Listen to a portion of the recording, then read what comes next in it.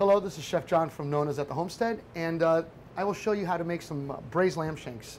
For starters, I have 4 beautiful hind shanks. We're gonna, again, like everything, we're gonna season them.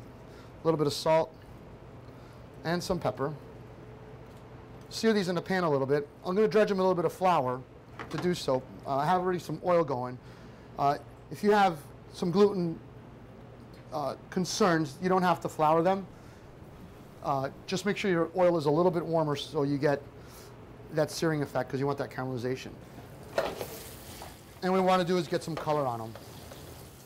Okay, so we have our lamb shanks. We get them to their nice brown. We're going to turn them over.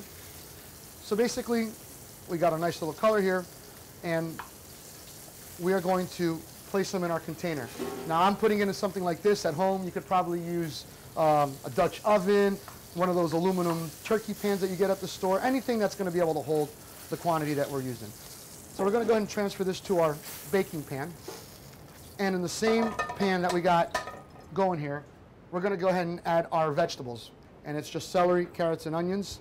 So we're going to go ahead and add our onions, celery, some carrots. We're going to go ahead and,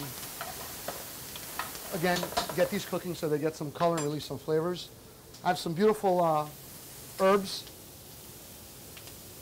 that we get from Three Oaks, Michigan. Some thyme, some rosemary. We'll add a couple of sprigs. Again, if you don't like rosemary, you don't have to add it. If you like marjoram, if you like parsley, whichever herb you like. This is more or less a technique. So we're going to go ahead and get some color on that. To this, we're going to add a little bit of tomato paste, about maybe 2 tablespoons. And what we want to do is cook it down. We want to cook that, because that's going to get all the sugars in the tomato paste to, again, caramelize and get a little brown. Again, every time we add something, we check for the seasoning, so we're going to add a little bit more salt, a little bit more pepper. We're going to add a little bit of saffron. Not too much. If you don't have saffron, it's not necessary.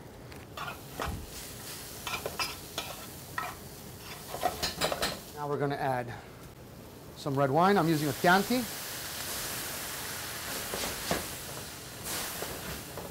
And that's deglazing the pan. We're basically cleaning up all our particles that we have in there. And then finish our dish.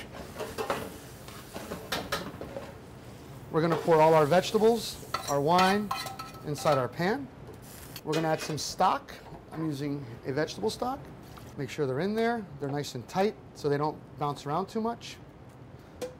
And what we're going to do is we're going to set it in the oven for about 4.5 to 5 hours, about 300 degrees. And this is one of those great dishes that you can make early in the day. Go about your business, go cross-country skiing, go rake some leaves, and then time it so that when you come home, all you have to do is pull it out of the oven, and you have a wonderful hearty meal to enjoy with your family and your guests.